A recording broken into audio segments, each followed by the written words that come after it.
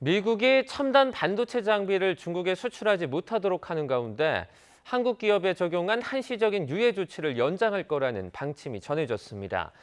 하지만 최근 중국의 마이크론 제재 이후 우리 기업에 대한 미국의 압박이 거세지고 있어 안심하긴 이르다는 지적도 나옵니다.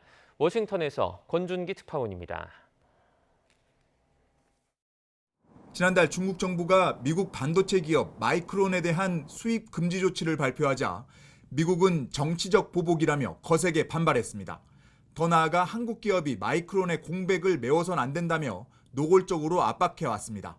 If they take advantage of Chinese punishment of us, it's going to be a huge problem because it will erode the trust we have together. This is the China core strategy. It's divide and conquer. 마이크론 제재의 반사이익을 한국 기업이 얻게 해선 안 된다는 목소리까지 나왔습니다.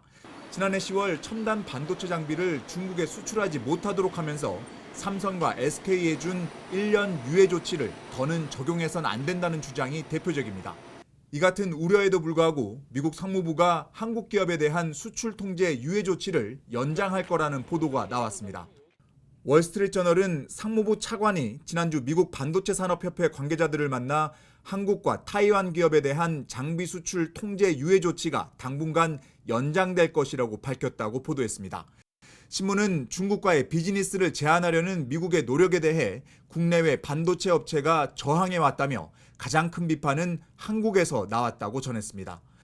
그러면서 수출 통제 유예 조치 연장은 세계 경제가 고도로 연결된 상황에서 중국 첨단 산업을 고립시키는 것이 어렵다는 것을 보여준다고 분석했습니다.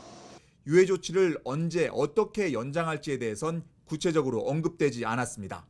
이 같은 보도에도 미중 간 반도체 갈등이 고조되는 상황에서 한국 기업의 튈 불똥을 우려하는 목소리가 끊이지 않고 있습니다. 월스트리트저널은 한국 기업에 대한 수출 통제 유예 연장이 중국의 기술 발전을 막기 위한 수출 통제 조치를 약화할 거라며 부정적인 견해를 덧붙였습니다.